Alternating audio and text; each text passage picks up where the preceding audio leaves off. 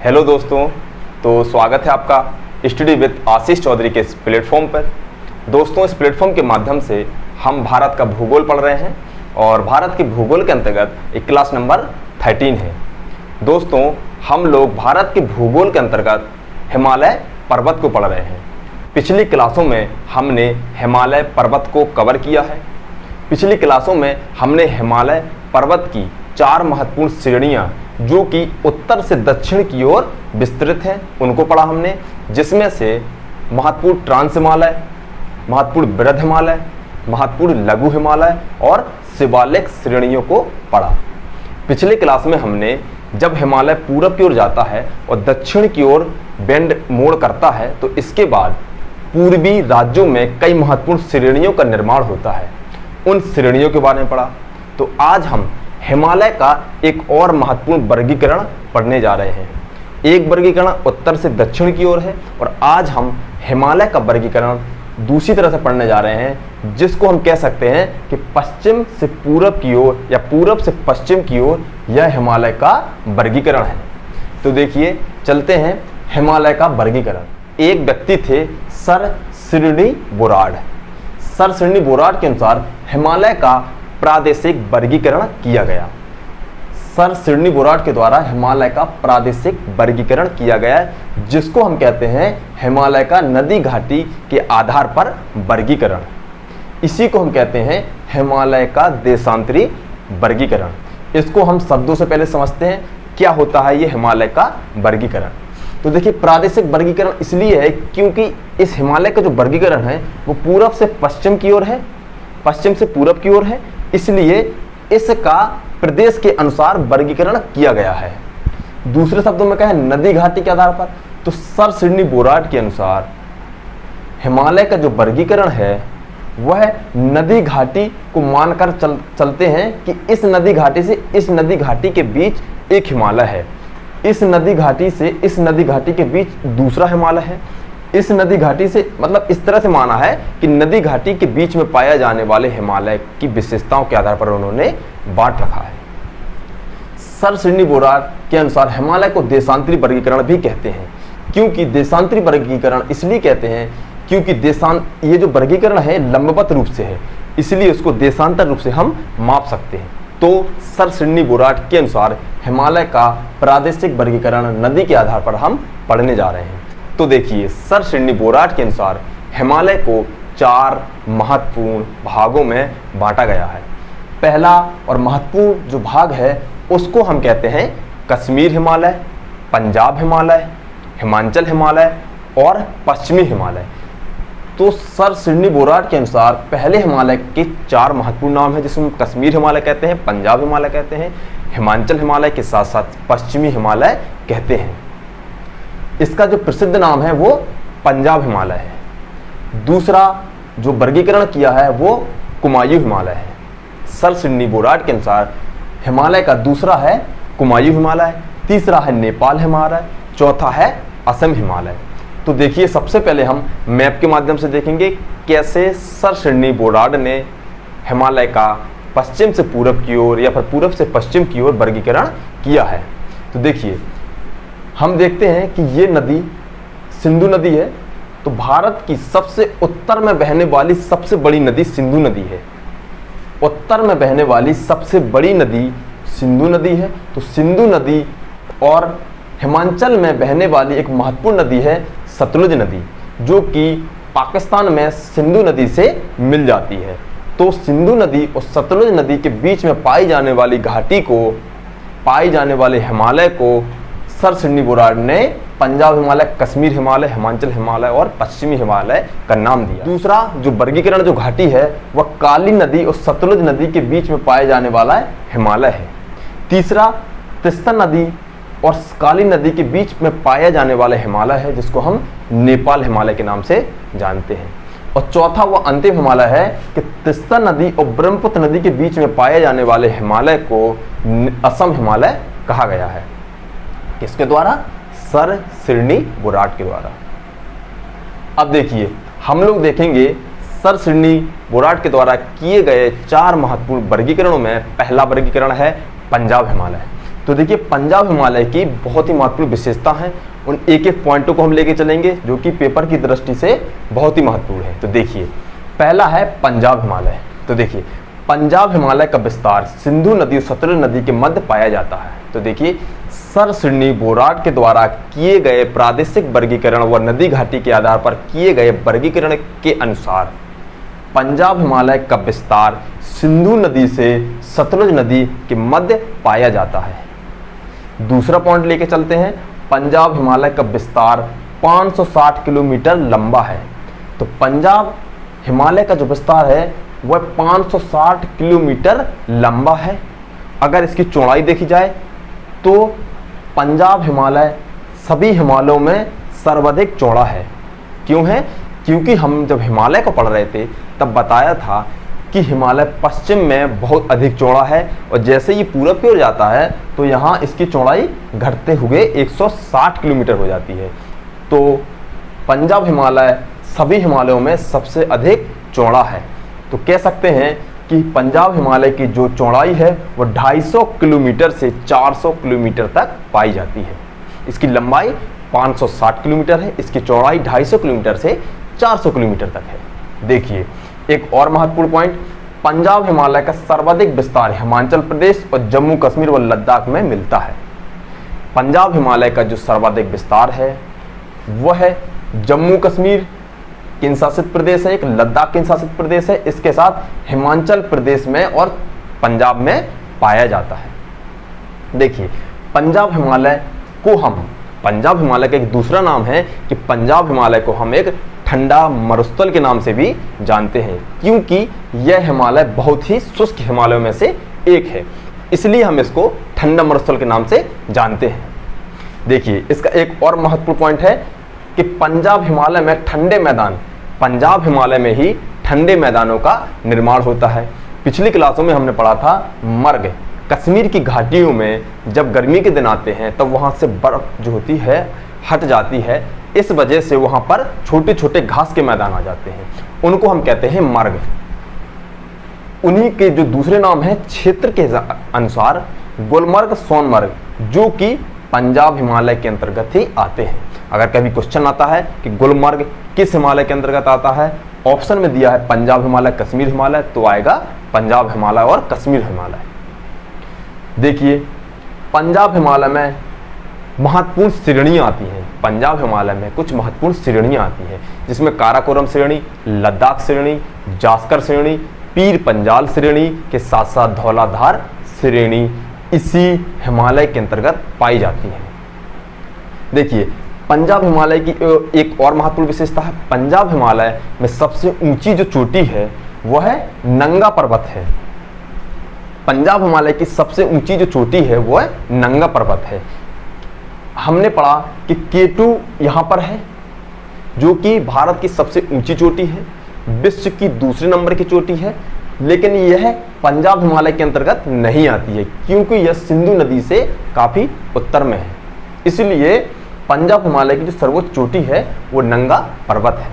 नंगा पर्वत से ही आप याद कर सकते हैं कि नंगा पर्वत से ही हिमालय दक्षिण की ओर मोड़ ले लेता है, जो कि पाकिस्तान में पहाड़ों का निर्माण करता है। देखिए पंजाब हिमालय के अंतर्गत कुछ और महत्वपूर्ण पॉइंट है, उनको देखते हैं हम। पंजाब हिमालय में कुछ महत्वपूर्ण प्रसिद्ध स्थान पाए जाते हैं, जिसमें से अमरनाथ की गुफा, चिराग ए शरीफ, विष्णु देवी के मंदिर के अलावा भी बहुत से ऐसे प्रसिद्ध स्थान पाए जाते हैं। देखिए पंजाब हिमालय का उत्तरी भाग जो है वह काफ़ी उबड़ खाबड़ के साथ साथ शुष्क पाया जाता है, इसलिए इसको ठंडा मरुस्थल के नाम से कहते हैं क्योंकि ये बहुत ही शुष्क है और उबड़ खाबड़ है। इसके बाद पंजाब हिमालय का जो दक्षिणी भाग है वह काफ़ी सघन वनों से आच्छादित है, वनों से भरा रहता है। इसके अलावा हम देखते हैं तो देखिए अगला पॉइंट, कश्मीर हिमालय करेबा के लिए प्रसिद्ध है क्योंकि करेबा पर जाफरान, जिसको हम केसर कहते हैं, काजू, अखरोट, सेब, खुमानी, बादाम के अलावा और भी प्रसिद्ध फेमस ड्राई फ्रूट्स का उत्पादन किया जाता है। तो देखिए करेबा एक्चुअल में होता क्या है उसको हम देखते हैं। छोटे शब्दों में, बाद में हम इसको विस्तार में पढ़ेंगे। तो देखिए, जब हमने देखा नदी बहती है तो अपने साथ अवसाद लाती है, अवसाद लाती है तो वो मैदान में बिछा देती है और वहाँ की भूमि बहुत ही उत्पादित भूमि होती है, जो कि कृषि के लिए बहुत ही महत्वपूर्ण है। इसी तरह जब हिम होती है और हिम जब बहती है तो हिम भी अपने साथ बहुत बड़ी मात्रा में अवसाद लाते हैं। जब यह अवसाद लाते हैं और जब यह हिम पानी के रूप में बह जाती है तो एक भू आकृति का निर्माण होता है। उस भू आकृति को हम कहते हैं करेबा, जो कि सर्वाधिक उपजाऊ भूमि का निर्माण करती है, जिसमें महत्वपूर्ण फसलें की जाती हैं, जिसमें से केसर, काजू, अखरोट, सेब, बादाम, खुमानी। और माना जाता है कि यह उत्पादन करने वाले जो किसान होते हैं वो सर्वाधिक आर्थिक रूप से मजबूत माने जाते हैं, क्योंकि ये जो फसलें हैं यह बहुत ही महंगी फसलें हैं, इसलिए उन किसानों को सर्वाधिक आर्थिक मजबूत रूप से माना जाता है। इसके अलावा अगला पॉइंट देखते हैं, पंजाब हिमालय में विभिन्न प्रकार के दर्रे के साथ साथ झीलें भी पाई जाती हैं। तो देखिए, पंजाब हिमालय में महत्वपूर्ण दर्रे पाए जाते हैं। उन दर्रों में हम देखेंगे कि वैनिहाल दर्रा है, जोजिला दर्रा है, और भी कई महत्वपूर्ण दर्रे हैं जो कि पंजाब हिमालय के अंतर्गत पाए जाते हैं। झीलों को देखते हैं तो पंजाब हिमालय के अंतर्गत ही डल झील, भूलर झील और भी कई प्रकार की जो झीलें हैं वह कश्मीर हिमालय के अंतर्गत पाई जाती हैं। पंजाब हिमालय की एक और महत्वपूर्ण विशेषता है, वो ये है कि पंजाब हिमालय के अंतर्गत ही पाया जाता है लद्दाख, और लद्दाख अपनी ग्रामीण बस्तियों के लिए प्रसिद्ध है। इसलिए हम कह सकते हैं कि पंजाब हिमालय में लद्दाख में सबसे ऊंचाई पर ग्रामीण बस्ती आबाद है। लद्दाख वह स्थान है जहां पर सबसे ऊंचाई पर ग्रामीण बस्तियां आबाद हैं। तो ये पंजाब हिमालय के अंतर्गत ही लद्दाख आता है। तो देखिए, अब हम देखते हैं सर सिडनी बोराट के द्वारा किया गया वर्गीकरण के अनुसार दूसरा हिमालय, जिसको कहते हैं हम कुमायूं हिमालय। तो देखिए, अब हम देखेंगे कुमायूं हिमालय। कुमायूं हिमालय जो है वो सतलुज नदी और काली नदी के मध्य पाया जाता है। तो देखिए, सर सिडनी बोराट के द्वारा सतलुज नदी व काली नदी के मध्य पाया जाने वाला हिमालय को हम कुमायूं हिमालय कहते हैं। कुमायूं हिमालय का जो विस्तार है वह सतलुज नदी और काली नदी के बीच पाया जाता है। दूसरा और नेक्स्ट पॉइंट देखते हैं, कुमायूं हिमालय की जो लंबाई है वो 320 किलोमीटर है। अभी हम पंजाब हिमालय को पढ़ रहे थे तो पंजाब हिमालय की लंबाई 560 थी। कुमायूं हिमालय की जो लंबाई है वो 320 किलोमीटर है। अगला और नेक्स्ट पॉइंट देखते हैं, कुमायूं हिमालय की सर्वोच्च चोटी नंदा देवी है। कुमायूं हिमालय की जो सर्वोच्च चोटी है वो नंदा देवी है। पंजाब हिमालय में नंगा पर्वत थी, तो कुमायूं हिमालय की सबसे ऊंची चोटी नंदा देवी है। देखिए, अगला महत्वपूर्ण पॉइंट है, कुमायूं हिमालय के पश्चिमी भाग को गढ़वाल कहते हैं। वैसे तो इस पूरे हिमालय को हम कुमायूं हिमालय कहते हैं, मगर इसी कुमायूं हिमालय को हम जब दो भागों में बांटते हैं तो पाते हैं कि कुमायूं हिमालय के पश्चिमी भाग को गढ़वाल कहते हैं, पूर्वी भाग को कुमायूं हिमालय कहते हैं। तो गढ़वाल कहाँ है? कुमायूं हिमालय का पश्चिमी भाग को हम गढ़वाल कहते हैं। देखिए नेक्स्ट पॉइंट, कुमायूं हिमालय की प्रसिद्ध जो चोटियां हैं, कुमायूं हिमालय की जो प्रसिद्ध चोटियां हैं उनमें से है कामेर चोटी, त्रिशूल, बद्रीनाथ, केदारनाथ के अलावा और भी कई महत्वपूर्ण ऊंची ऊंची चोटियां पाई जाती हैं। कुमायूं हिमालय इस हिमालय की अपेक्षा ऊंचा है, क्योंकि हमने जब हिमालय को पढ़ रहे थे तभी हमने बताया था कि हिमालय को जैसे हम पूरब की ओर जाते हैं वैसे ही हिमालय ऊंचा होता जाता है, और मध्य में नेपाल हिमालय में सर्वाधिक ऊंचाई पर होता है। तो कुमायूं हिमालय की जो चोटियां हैं वो कामेर, त्रिशूल, बद्रीनाथ, केदारनाथ है। इसके बाद हम देखेंगे कुमायूं हिमालय पर पाए जाने वाले कुछ महत्वपूर्ण ग्लेशियर।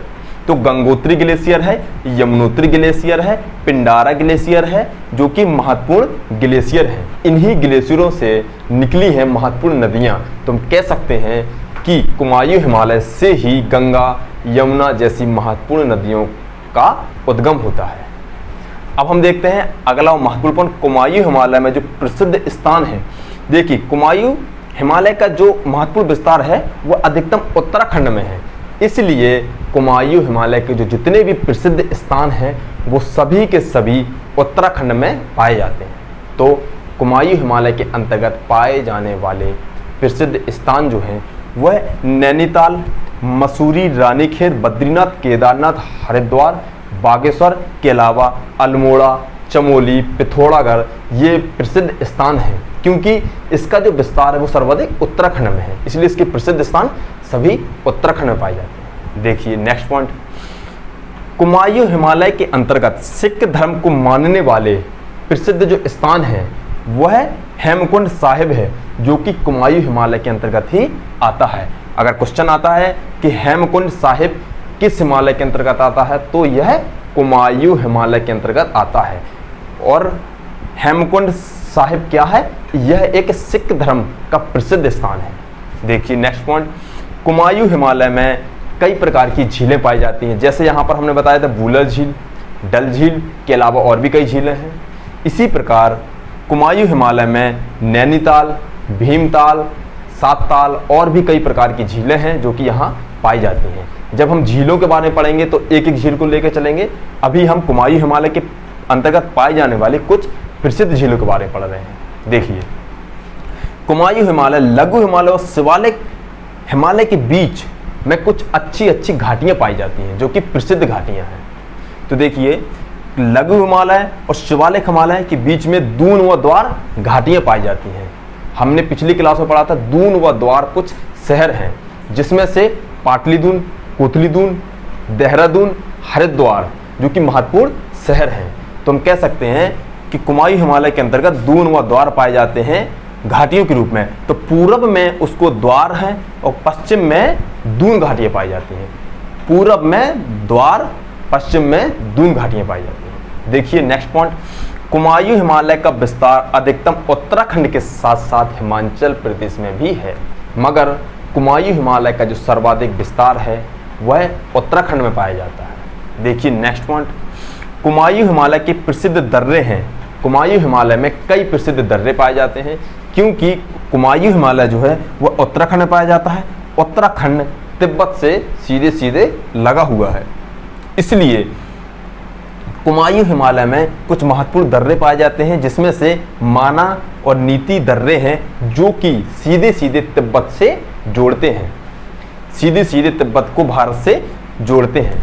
तो आज और अभी हमने सर सिडनी बोराट के द्वारा किया गया हिमालय का प्रादेशिक वर्गीकरण, जो कि नदी घाटी के आधार पर किया गया था। तो सर सिडनी बोराट ने हिमालय को 4 महत्वपूर्ण भागों में बांटा था: कश्मीर, पंजाब हिमालय, कुमायूं हिमालय, नेपाल हिमालय, असम हिमालय। तो आज हमने सर सिडनी बोराट के अनुसार पंजाब हिमालय और कुमायूं हिमालय को पढ़ा। इसकी क्या क्या महत्वपूर्ण विशेषताएं हैं, क्या क्या इसके महत्वपूर्ण पॉइंट हैं, उनको देखा। तो आने वाली क्लास में अभी हम सर सिडनी बोराट के द्वारा किया गया वर्गीकरण नेपाल हिमालय और असम हिमालय को देखेंगे। तो चलिए बने रहिए साथ में। धन्यवाद।